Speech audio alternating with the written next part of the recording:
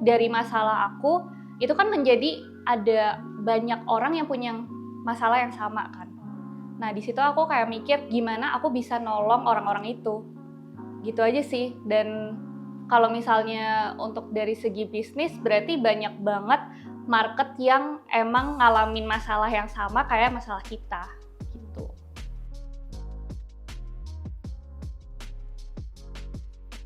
Kalau misalnya omset itu sekitaran sekian M. Cuma kalau misalnya produk terjualnya itu mungkin 10.000 sampai 20.000 piece per bulan. Kenapa bisa yakin? Ya berani aja sih, berani nekat aja sih. Kayaknya banyak banget, maksudnya entrepreneur yang aku temuin, dan mungkin aku look up-nya sama cewek-cewek kali ya, entrepreneur, jadi businesswoman. Dan aku ngelihat kenapa mereka bisa sukses, salah satunya aku cewek berani banget. Mungkin lebih berani dari aku. Pencapaiannya mungkin dari segi ini kali ya, kayak kita tuh udah, karena kita fokusnya tuh di membantu orang supaya kulitnya sehat, terutama dari jerawat karena permasalahan aku. Kayak kita udah bantu kayak puluhan ribu orang buat sembuh sih, gitu.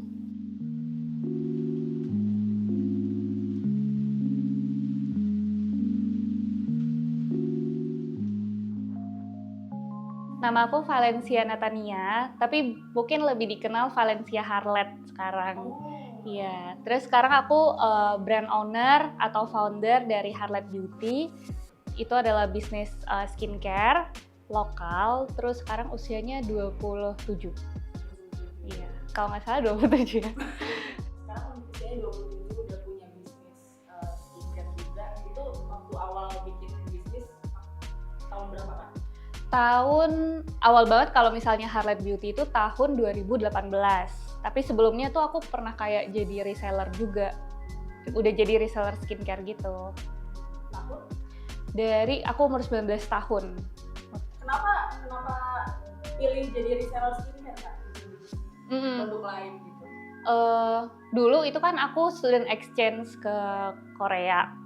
Terus aku ngeliat kalau di Korea tuh kayak keren banget karena banyak banget produk-produk skincare lokal, terus orang lokalnya tuh suka kan, sampai dia mendunia. Kayak maksudnya si Korea itu diakuin oleh dunia kalau produk mereka bagus banget. Nah waktu itu di Indonesia kan kayak belum ada skincare yang gimana-gimana gitu, produk lokalnya belum terlalu banyak. Nah aku kayak ngerasa kayaknya bisa nih suatu saat Indonesia tuh punya produk skincare yang bagus, terus harganya juga affordable. Karena waktu itu Korea kan harga mahal banget, sekitar 300 sampai 500 ribu kalau dibawa ke Indonesia. Gitu sih awalnya aku terinspirasi banget dari Korea. Terus akhirnya aku pas pulang ke Indonesia, kebetulan juga ada teman aku yang kerjanya tuh kayak di bidang skincare gitu. Jadi dia nawarin aku buat jadi resellernya. Awalnya itu. Sebenarnya perjalanannya panjang sih. Jadi dari aku jadi reseller, terus aku belajar tuh tentang kayak skincare, tentang dunia kecantikan. Nah, pas di situ juga, pas aku balik ke Korea dan aku jadi reseller, aku tuh lepas dari salah satu krim klinik kan. Nah, tiba-tiba muncullah aku jerawatan banyak banget, mulai dari satu, terus satu muka. Nah, dari situ aku sempat berhenti jadi reseller, karena aku ngerasa, kok aku sendiri jerawatan, sementara aku harus nolong orang lain buat sembuh dari jerawat. Jadi aku kayak nggak pede banget. Nah dari situ aku mulai belajar tentang formulasi sama tentang skincare. Jadi aku belajar dari YouTube pertamanya. Dari YouTube, terus mungkin dari Google, sama akhirnya aku belajar formulasi dari yang London. Nah, awalnya sih aku pertama kali itu pakai oat. Jadi kakak aku bilang, kalau misalnya jerawatan udah jangan pakai skincare terlalu banyak, takutnya malah tambah jerawatan. Nah akhirnya kakak aku bilang pakai yang alami aja. Terus aku kepikiran apa skincare yang alami itu apa ya? Apakah lemon kah? Ataukah apa gitu? Nah akhirnya aku cari-cari di internet, katanya oat itu bagus. Nah kebetulan aku juga suka sarapan oat, jadi aku langsung pakein di muka. Nah waktu itu aku ngerasa kayaknya mendingan banget gitu jerawatannya gitu. Tapi kan nggak bisa sekedar bahan makanan ditaruh ke muka kan. Aku pikir harus jadi skincare. Nah aku waktu itu sebenarnya bukan berdoa sih, cuma ngomong kayak Tuhan bisa nggak ya aku tuh punya brand skincare. Kayaknya 3-5 hari kemudian aku di DM sama sama teman aku. Ah, Katanya dia punya pabrik skincare dan siap untuk ngebantu bikin skincare. Gitu kok bisa ceritanya. tiba-tiba di Iya, kontak? aneh kan? Gimana tuh? Udah jalannya kali ya. Jadi kayak di DM, Hmm. terus kayak akhirnya ya udah aku kayak pertama kan pikir apa ini kayak penipuan gitu ya, takut banget kan karena kan kayak baru kenal juga. Tapi ternyata pas aku datang ke pabriknya, nah di sini nih aku datang ke pabriknya terus dikasih tahu oh ini produknya yang mereka buat tuh apa aja, terus ini labnya segala macam. Akhirnya aku coba develop lah produk pelan-pelan bareng mereka gitu. Dari masalah aku itu kan menjadi ada banyak orang yang punya masalah yang sama kan. Nah di situ aku kayak mikir gimana aku bisa nolong orang-orang itu, gitu aja sih. Dan kalau misalnya untuk dari segi bisnis berarti banyak banget market yang emang ngalamin masalah yang sama kayak masalah kita gitu. Sebenarnya waktu aku lagi jerawatan itu aku sering banget share di Instagram sama aku YouTube juga. Nah dari situ Content creator juga? iya, nah dari situ orang-orang kayak, Kak aku sama nih jerawatan, gimana ya caranya segala macem. Nah di situ aku sharing-sharing. Terus pertama kali pas jadi produknya aku malah kirim ke follower. Jadi mereka cobain gitu. Jadi bukan ke orang terdekat dulu tapi malah Iya. ke followers gitu. Karena mereka kan ngalamin jerawat kan. Jadi aku kirim ke follower terus ternyata sembuh. Ya udah, jadi aku kayak makin pede. Kenapa bisa yakin? Ya berani aja sih. Berani nekat aja sih. Kayaknya banyak banget maksudnya entrepreneur yang aku temuin dan mungkin aku look up-nya sama cewek-cewek kali ya entrepreneur, jadi businesswoman, dan aku ngelihat kenapa mereka bisa sukses, salah satunya aku cewek berani banget, mungkin lebih berani dari aku gitu. Jadi ya buat teman-teman yang mungkin baru mau mulai bisnis kan takut kan, aduh nanti uangnya habis segala macam ya, mungkin itu part of our journey. Jadi kalau misalnya emang gagal ya udah bangkit lagi aja gitu. Ya susah sih, cuma pasti ada momen kita gagal gitu loh. Karena nanti suatu saat kalau misalnya setiap kali aku gagal, aku tuh selalu mikir momen ini aku bakal ceritain waktu aku nanti sukses gitu. Kalau boleh tahu range harga Produk skincare-nya paling berapa sih? Range-nya itu sekitar 100 ribuan sih Sampai? sampai 200 ribu. Jadi ada yang mulai dari 79.000 sampai paling mahal tuh 210.000. Kalau yang tadi dibilang paket kan banyak tuh. Iya. Kalau paket berapa? 200? Kalau paket 300 sampai 400 ribu. Beda-beda sih kalau misalnya paket. Tergantung isinya. Iya, gitu iya. ya. Kalau isinya ada apa aja gitu? Kalau misalnya untuk basicnya kita ada facial wash, terus day cream sama sleeping mask. Mungkin sekarang udah launching sunscreen. Jadi udah banyak sih, ada toner juga, terus ada emulsion serum. Kalau ngomongin harga, strategi penentuan harga brand kakak gimana? Kalau misalnya untuk strategi penentuan harga, itu pastinya pertama aku ngelihat dulu nih untuk marketnya. Jadi kayak misalnya ada produk serum, dari sisi market yang mirip sama aku, kompetitor-kompetitor aku harganya tuh berapa. Nah baru di situ aku kayak ngelihat untuk produksinya tuh berapa. Nah baru di situ kayak kita sesuaiin harga aja sih, gitu.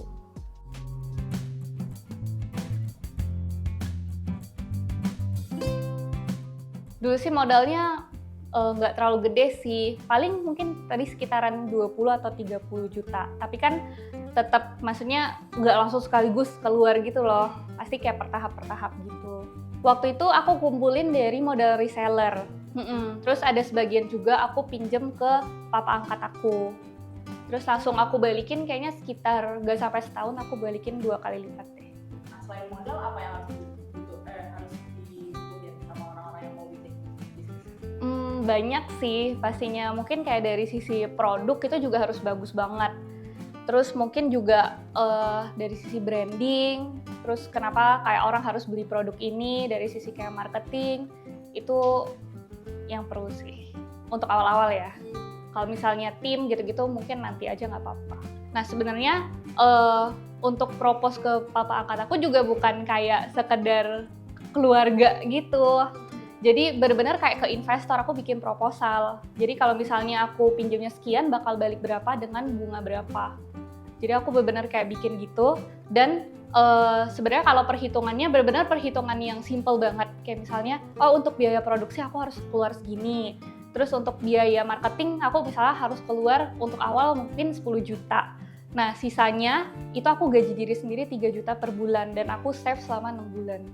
Kalau misalnya omset itu sekitaran sekian M. Cuma kalau misalnya produk terjualnya itu mungkin 10.000 sampai 20.000 piece per bulan. Nah, sejak awal bisnisnya berdiri sampai sekarang, peningkatan omsetnya tuh udah seberapa jauh juga? Jauh banget sih. Mungkin kalau misalnya bisa dibilang kayak signifikan, iya. Karena waktu aku momen launching kan 2019. Nah itu benar-benar momen semua orang tuh lagi, maksudnya market tuh lagi suka banget sama brand skincare lokal. Jadi momennya mungkin pas. Jadi mungkin dari awal aku launching itu omset paling kayak 5 juta, 10 juta, terus tiba-tiba langsung bisa ngehit 50 juta, 100 juta, terus sampai meningkat banget. Gitu, sampai MM-an saat ini. Dulu sih persaingannya nggak terlalu ketat sih, nggak kayak sekarang ya. Kalau misalnya dulu sesama skincare lokal, mungkin persaingannya masih sehat dan oke banget. Karena kita kayak bener-bener bersaing gimana produk kita seinovatif mungkin. Terus juga mungkin dari sisi harga itu cocok sama mereka, sama customer. Dan pokoknya bagus deh produknya. Tapi sekarang mungkin udah susah banget untuk persaingan di beauty industry karena banyak produk impor, terutama produk Cina yang masuk ke sini. Gitu. Ya bertahan, ngikutin perkembangan zaman udah gimana. Mungkin sekarang perkembangan zamannya adalah eranya TikTok, ya kita harus ikutin marketing di TikTok gitu.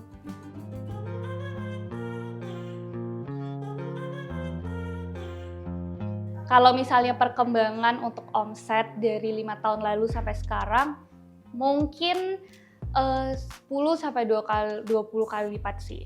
Tapi ingat juga ya kalau tahun lalu, pokoknya 2021, 2022 itu kita sempat turun banget dan baru naik lagi 2022 akhir.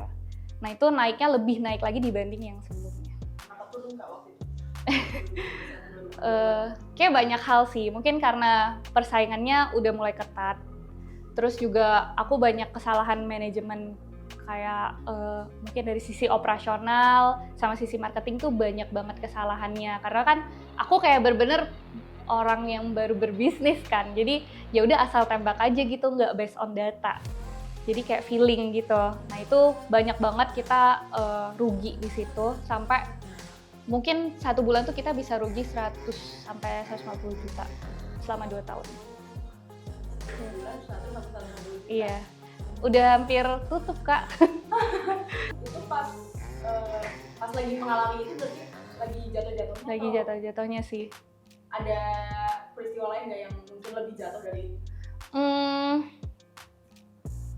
Kayaknya itu sih, kayak momen, soalnya kita kan hiring banyak banget orang, mungkin waktu itu sekitar 20 lebih sampai 30 karyawan.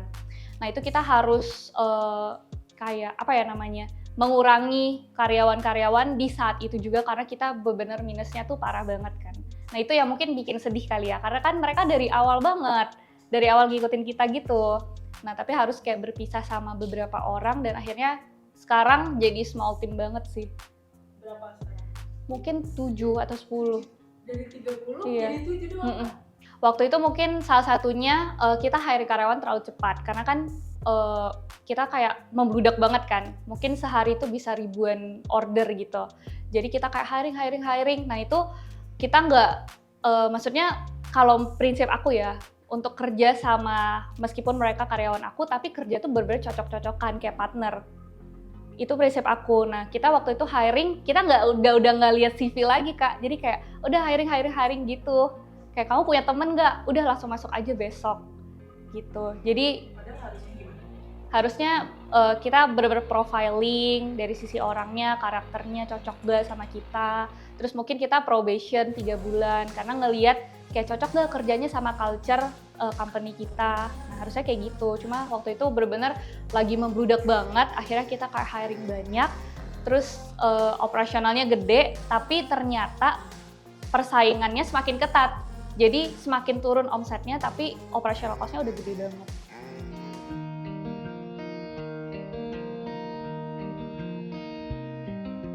Tantangan yang dihadapin kalau di beauty industry sih pastinya persaingannya sih. Persaingannya super ketat banget dan modalnya harus gede banget kan. Karena kalau misalnya teman-teman lihat aja, orang-orang yang maksudnya brand-brand skincare itu pasti pakai brand ambassador kan. Baik dari Korea lah, dari mana gitu, pokoknya pakai brand ambassador dan itu makan biaya yang cukup besar. Terus marketingnya, biaya ads di Facebook, di Instagram, di TikTok, di YouTube, mereka kayak bakar biaya ads-nya tuh gede banget. Nah, sebagai skincare lokal yang aku juga sendiri, pakai modal sendiri juga, itu menurut aku cukup berat sih untuk bisa bersaing sama mereka gitu. Tapi makanya kita punya strategi khusus, yaitu ya udah kita kalau misalnya khususnya aku pakai personal branding untuk bisa masuk ke TikTok. Sebenarnya yang justru jadi brandingnya ya. Aku ceritain sih, jadi kayak gimana dulu bikin highlight, terus produk-produknya itu kayak gimana dibikinnya, keunggulan produk kita, bener-bener diceritain semua sih di TikTok dan di Instagram. Kalau misalnya untuk sekarang itu strateginya pasti sosial media sih. Senjata kita ya sebagai skincare lokal yang belum punya begitu banyak budget, pastinya kita menggunakan sosial media kayak Instagram, YouTube, sama TikTok sebaik-baiknya. Jadi ya kita benar-benar angkat cerita kita, permasalahan-permasalahan orang, permasalahan-permasalahan aku waktu dulu di sosial media.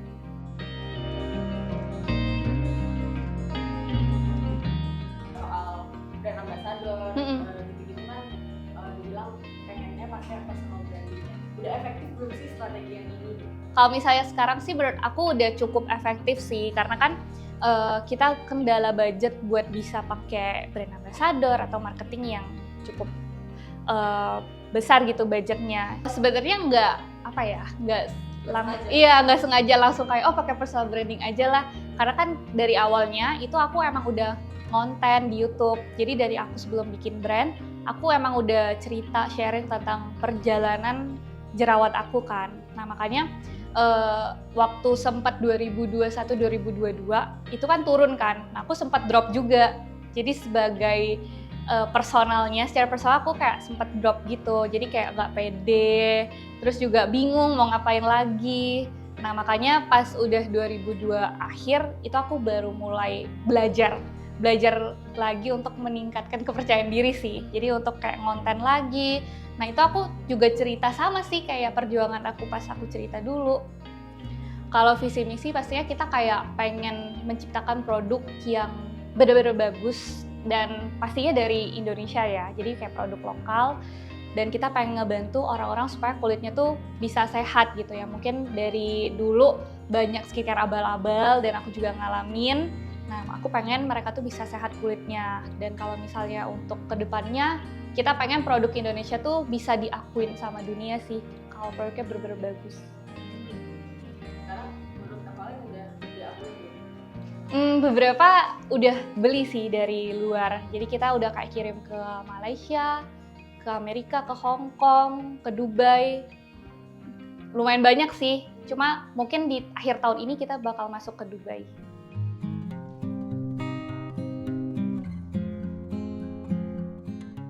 Sosok yang jadi inspirasi aku Ibu Nurhayati Subakat, karena sekarang kan mungkin kalau dilihat grupnya Wardah tuh udah gede banget kan. Jadi mungkin punya banyak brand kayak Makeover, terus juga Kaf, apalagi ya, Emina, kayak banyak turunan-turunan brandnya. Nah, sebenarnya aku pengen banget jadi kayak gitu. Tapi ya mungkin perjalanannya masih panjang karena Wardah pun dari tahun kalau nggak salah 2000 itu baru naik, padahal bikinnya tuh udah dari tahun 60-an. Jadi perjalanannya kan panjang banget gitu. Untuk perjalanan sebuah brand, menurut aku untuk sekarang aku 5 tahun masih terlalu dini banget sih. Dan aku masih harus banyak belajar.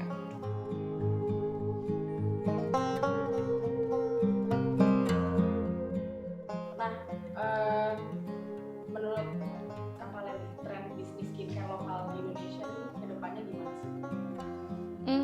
Kalau misalnya menurut aku pastinya marketnya itu semakin besar karena makin banyak orang yang sudah teredukasi dan makin banyak peminat untuk skincare lokal. Tapi kembali lagi sih aku bilang tadi persaingannya juga kayak ketat banget. Untuk bikin brand skincare mungkin gampang banget ya sekarang karena udah banyak banget pabrik maklon dan kita kayak tinggal ya udah bikin aja gitu. Tapi yang susah itu bertahan. Untuk mempertahankan supaya kita tetap sustain, brand kita itu tetap oke, tetap bagus, produk-produk kita juga harus dipertahankan kualitasnya. Dan juga sekarang bukan lokal saingan sama lokal sih. Sekarang kita malah saingannya sama luar. Yang tadi aku bilang banyak banget skincare dari China masuk ke Indonesia dan mereka juga bilang, oh mereka skincare lokal padahal mereka skincare China dengan harga mereka yang sangat murah. Mungkin harganya cuma kayak 30.000, 40.000 dan dimana itu menurut kita udah nggak masuk akal karena untuk kita dapetin produksi segitu aja tuh udah berat banget gitu dan kualitasnya juga diragukan lah kalau misalnya harganya sampai kayak semurah itu kan.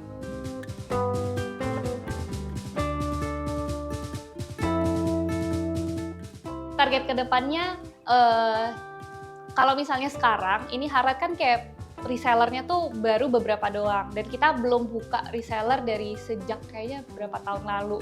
Karena menurut aku banyak banget reseller yang beli barang terus mati kayak nggak bisa dijual. Jadi kan ada minimalnya tuh kayak beli reseller misalnya minimal 1 lusin, 1 produk atau 1 SKU.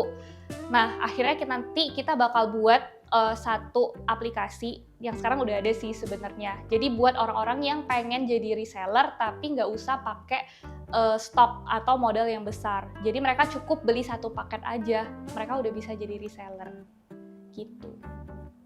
Kalau keberanian harus lah ya sebagai kayak entrepreneur, yang paling susah kan mental. Kalau misalnya mentalnya lagi kayak diacak-acak gitu, kayak lagi drop segala macam kan itu yang paling susah buat bangkit lagi.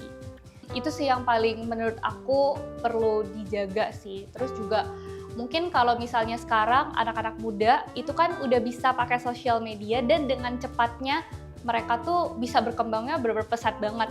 Jadi kadang-kadang orang kan bilang, nggak mungkin, masa 1 tahun aja udah bisa menghasilkan ratusan juta misalnya. Tapi ya eranya udah berubah karena teknologi sosial media tuh udah bikin kita tuh semakin cepat untuk bisa berkembang kan. Makanya jaga hati juga sih, jangan sampai kalau misalnya kita baru berkembang sekarang, terus udah kayak ya udah deh santai segala macam. Itu jangan sampai sih, karena belum tentu sekarang berkembang, tapi nanti 10-20 tahun lagi pas kita udah umur 50 itu masih sustain gitu. Jadi harus dipikirin ke depannya tuh kayak gimana. Jangan kayak stuck untuk sekarang aja dan seneng. Misalnya udah sebulan dapat berapa M gitu, udah dapat 10 M ya seneng. Belum tentu, karena bisnisnya nggak bakal panjang kalau kita nggak pikirin nanti ke depan.